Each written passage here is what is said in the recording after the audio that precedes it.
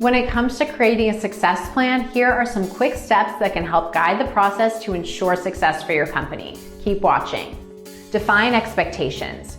You must consciously aid your customers to express their expectations from your product right from the beginning. The customer onboarding phase is a great time to discover these expectations. You could also make use of strategic discussions to unravel their expectations of your product. Next up, you must quickly demarcate which expectations are achievable and not as soon as possible. You must synthesize your expectations from the customers, for example, quick adoption, brand advocacy, etc. Having established what each customer expects from your product, you can begin to segment customers and create a user persona.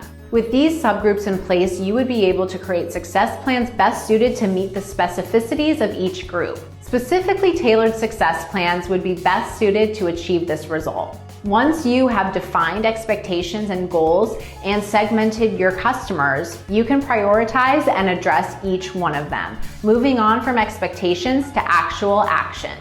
Expectations to action.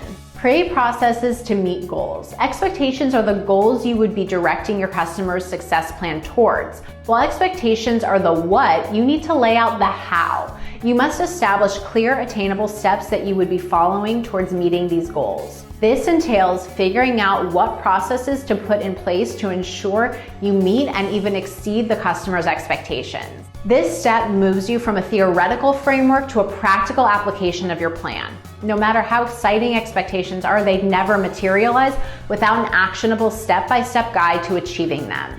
Measuring the deliverables. While customer goals and expectations can vary, they will always reflect improving the business. You should also note that each expectation has a metric that can be measured and followed up to see whether it is being attained or not. This would help you monitor customer health and identify red flags that may need to be addressed. It is also important to note that for every expectation of the customer, there should be a specific individual responsible for that expectation.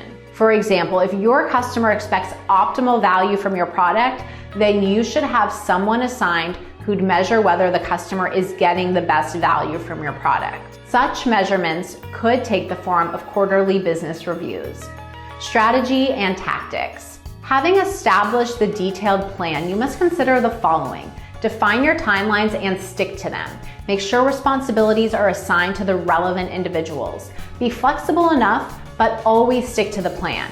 To measure the progress of each point of the customer success plan, make use of measurable metrics. You should, therefore, have a predefined metric for each stage of the success plan to help you determine the efficacy of your processes. You should have a person responsible for execution at each stage of the success plan. They should ensure the goal of their respective stage is closely monitored and met satisfactorily.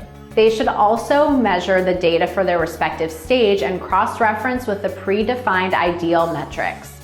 Next steps. Having established a great plan, it's time to implement it. The implementation process can and should involve regular business reviews quarterly or each semester, regular check-in meetings, communication and feedback systems. You can also use customer success platforms and digital tools to keep you on track with your success plan. By steadily following up on your success plan, you can better identify how and when to engage with customers, mitigate chances of churn, and actively and proactively work towards achieving the goals and objectives of the business. Contact us for more info, and if you enjoyed this video, be sure to like, comment, and subscribe.